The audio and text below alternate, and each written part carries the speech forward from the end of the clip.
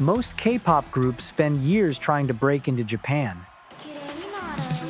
ILLIT barely had to try. And the reason goes back to before. They even released a song there.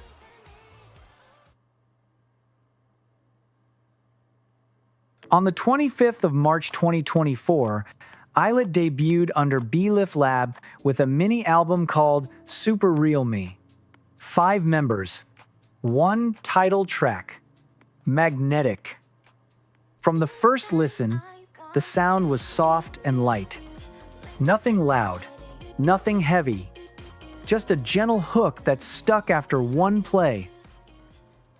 Magnetic moved fast. The hook spread across TikTok, millions of videos, dance challenges, covers. It reached the Billboard Hot 100 just 3 weeks after release. For a rookie group's first song, that almost never happens. But something else was building while the song climbed. People kept describing it the same way. It sounded like J-pop. The vocals especially, soft, sweet, and a little dreamy. The kind of sound Japanese listeners had grown up on for years. And Japan noticed on its own.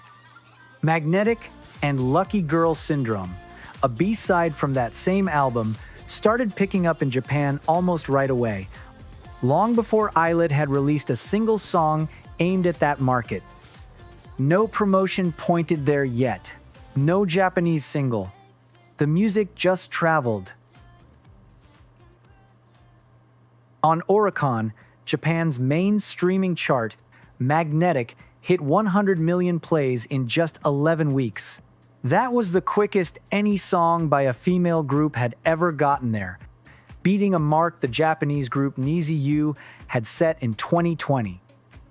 And it kept going, all the way past 300 million.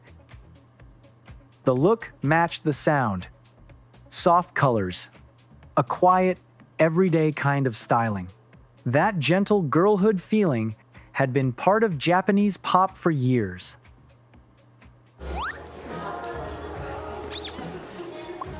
So the picture was there early. This was never going to be a group that had to fight its way into Japan. The fit was already sitting in the music. There was another reason why Japan connected so fast. 2 of the 5 members were Japanese. Moka came from Fukuoka. Iroha came from Tokyo. Both grew up in Japan. Both spoke the language like home, because it was. For Japanese fans, that mattered from the start. There was already someone to follow, someone who could speak to them directly in their own language without anything getting lost. Brands saw the pull early. Both Moka and Iroha were picked as faces for a global skincare label in Japan within a year of debut. Then came the clearest signs of all, one day after another.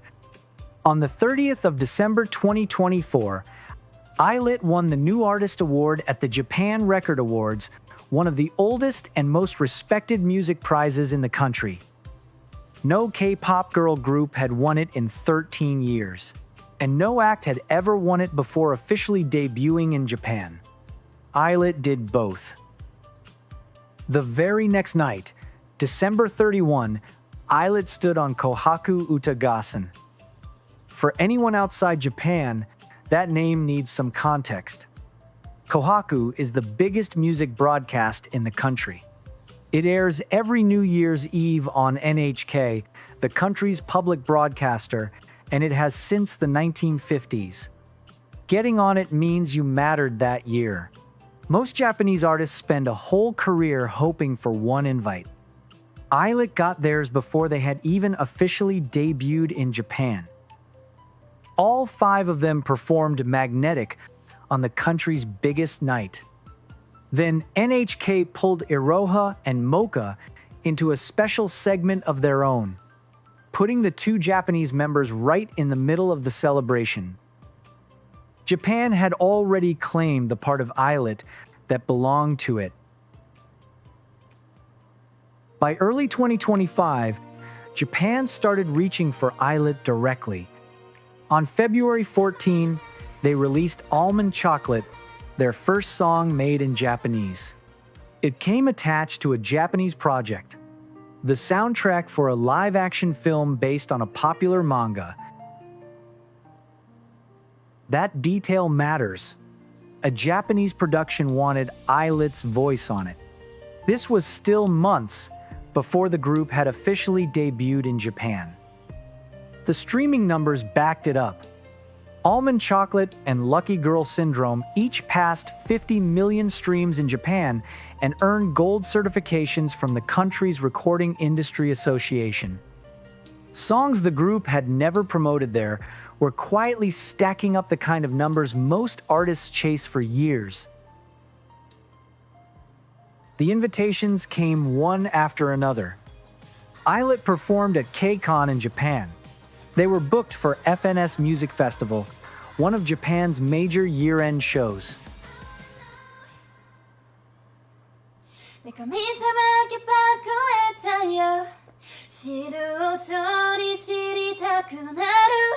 Look at the order of events. Japanese media, Japanese productions, Japanese fans. All of them were moving toward ILLIT, while the group was still focused mainly on Korea. Most groups have to knock on Japan's door for years. ILLIT had Japan knocking first. First came the pre-release. In August 2025, ILLIT dropped Topping, a song written with a Japanese songwriter and tied to commercials for a major fashion brand. Then on the 1st of September 2025, they made it official. Their first Japanese single, Toki Yo Tomare, arrived after all the buildup. It landed exactly where the story had been pointing. Number 2 on Oricon's daily chart the day it dropped. Top of Billboard Japan. First place on Japanese iTunes and Apple Music. The music video reached the worldwide trending list on YouTube. By now, ILLIT was doing something most K-pop groups never manage. Their music was working its way into Japanese culture itself. Then there was the fashion side. ILLIT linked up with FRUiTS, the magazine that introduced Japanese street style to the world decades ago. Imagine what that means for a Korean group. That kind of collaboration only happens when a group feels like it belongs to Japanese culture. Around the same time, Shiseido, one of Japan's oldest beauty houses, picked Iroha as the face of a makeup line. For that, she covered Neo Universe, a song Japan had known for 25 years. The live shows told the same story. Their first fan concert run in Japan, held across the summer of 2025, sold out every show and drew around 40,000 fans. They played Rock in Japan, one of the country's biggest festivals. They walked at Tokyo Girls Collection, a major fashion event. They came back to FNS Music Festival for a second straight year. And they returned to Kohaku for New Year's Eve 2025. 2 years running on the biggest stage in Japanese broadcasting, and ILLIT was barely 2 years old as a group. And this isn't slowing down. Now, I Got Your Back arrives as their second Japanese single, carrying the opening theme for a Japanese drama, the same media playbook they have run since the start. Moka is stepping back from these promotions while she focuses on her health, so the group carries this one forward as 4. Everything about the way ILLIT moves through Japan looks like a group that already belonged there. Most groups treat Japan as a mountain to climb. Years of work, slow trust, a second debut in a second language, hoping it lands. ILLIT skipped most of that. The sound already fit. 2 members already called it home. The fans and the media were reaching out before the group ever aimed a single at them. Everything since has only made the point louder. The charts, the anime, the drama, the fashion. 2 straight years on Japan's biggest stage. None of it feels forced. It feels like a group settling into a place that was ready for them. Some groups chased Japan's love for years. ILLIT had it from the very first song.